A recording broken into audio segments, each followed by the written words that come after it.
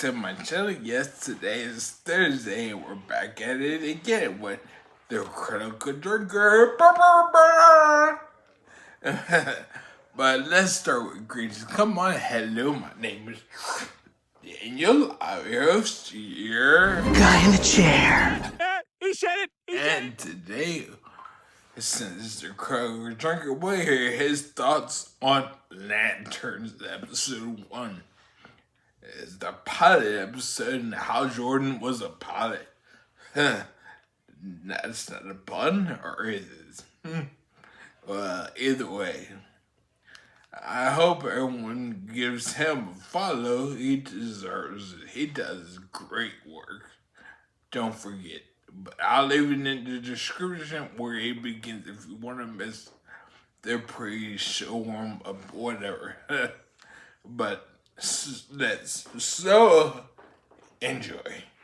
Remember that Simpsons episode where they go on a tour of the Duff Brewery and you find out that every flavour is just the same crap piped into different containers? Well, that's basically James Gunn's DCU at this point. No matter what movie or show you find yourself watching, it's all just slightly different flavours of the same cynical, wannabe, edgy, unfunny, deconstructionist James Gunn slop. In this case, seasoned with a little bit of Damon Lindelof's mildly retarded answer to True Detective, but with all of the intelligence and creativity replaced by his thinly disguised race-baiting political fetishes to produce Green Lanterns. Sorry, it's just lanterns now, because green isn't cool enough for a show about intergalactic space cops with magical rings that allow them to manifest anything they can imagine, I guess. I'm so tired, man. Watching a DC project at this point is a bit like spinning a wheel of fortune to decide the method of your own demise. You know it's ultimately going to be messy and unpleasant, it's just a question of degrees. And having slogged through all 57 minutes of the pilot episode, I can confidently tell you this show is an absolute chore, combining the worst aspects of modern Hollywood character assassination with a tediously slow plot that takes forever to get moving, and dialogue that literally spells out every single thing that just happened, telegraphs what's about to happen so the audience is usually 10 minutes ahead of the writers, and lays out his political allegories for modern day American immigration and race issues with all the subtlety of a thermobaric weapon. Boy, let's get this over quickly. Consider it done, Simon Phoenix. The show picks up in 1996 with a young Jon Stewart. No, not that one. Watching Hal Jordan being interviewed on TV about how he became the Green Lantern until his dad shows up and shoots at him to see if he's scared or not. Are you afraid? The world's greatest dad.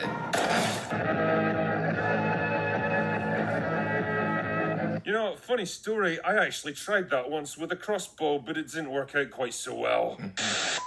Well, we should probably edit that out later. Anyway, flash forward 20 years or so, and John's now being trained by Hal as a kind of backup lantern just in case anything happens to him. Oh yeah, and Hal's a drunk, middle-aged loser now who doesn't actually teach him anything useful because the rules of modern writing dictate that any man over the age of 50 has to be a drunk, disabled loser. My god, it's just so creative, I can't get over it. Anyway, when a mass shooting happens at a football game in small-town Nebraska, the boys are deployed to find out what happened. That's when they run into annoying girl boss number 1, who seems to exist purely to shit-talk Hal and delay his investigation for as long as possible to stretch the 20 minutes of actual plot into a 60-minute episodes. But despite her best efforts, Hal uncovers the shooter and he suspects that he's an alien in disguise, but annoying girl boss number 1 won't let him interrogate the guy, even when he gets himself arrested to be sent to the same jail as him. I mean, Jesus Christ, I'm no expert on the Green Lantern powers or anything, but couldn't Hal just force his way into the prison if it's that urgent? It's not like a small town sheriff is going to be able to stop him no matter how much of a girl boss she is. What fucking ever. So the two lads eventually get summoned to evil redneck man's house. I know he's evil because he's a white man who lives on a ranch and immediately starts talking about wanting to protect the planet from anyone who wasn't born there. How about we both want to protect the planet from anybody not born on it?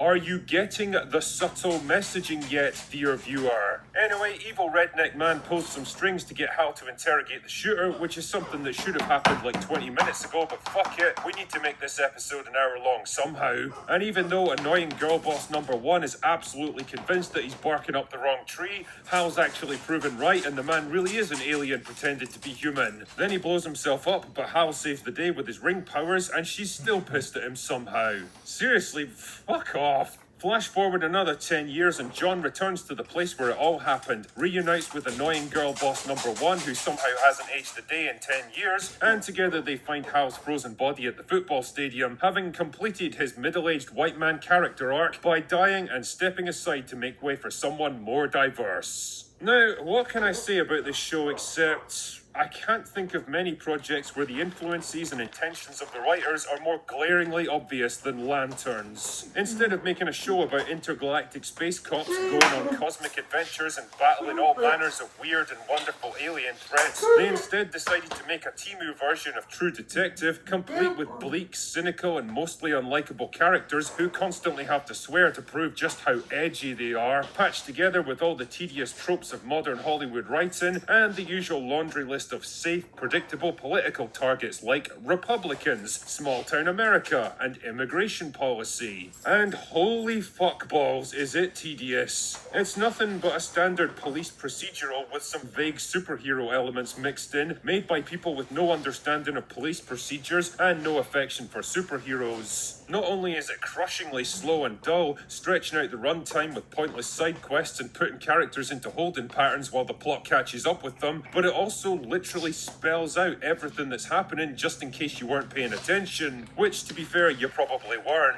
Like at one point when John goes to a barbecue at evil redneck guy's house only to discover the old lady that he fucked in a parking lot the night before, oh yeah, that's the thing which happens, is the guy's wife, and the dude says this to him as he leaves. Nothing better than eating off another man's grill. I mean, okay, it's a bit cringy, but at least it gives you a bit of a hint about how much the man really knows. Well, then right. fucking Hal has to immediately jump in with this absolute clanger. I definitely slept with his wife. And he knows? Apparently.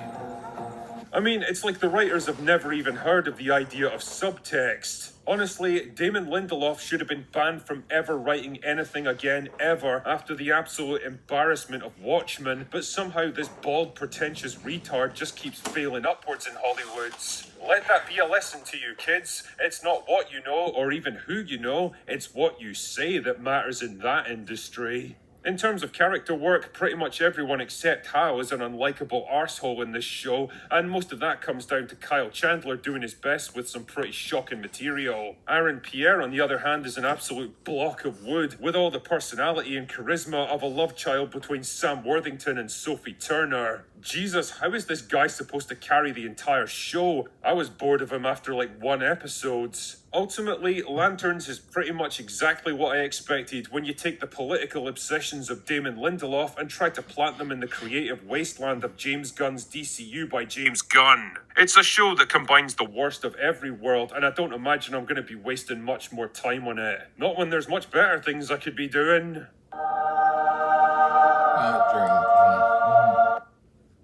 Anyway, that's all I've got for today. Go away now. Why? Hey everybody, I hope y'all enjoyed that. What he had to say, this is Pepper. She says, hi. She's a Frenchie. I love her. The way she's such a good girl. Yes, you are. And I hope y'all made this fun. Just don't forget to like, comment, to share, and subscribe.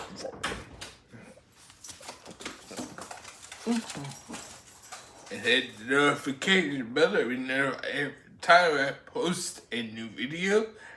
And share and bye.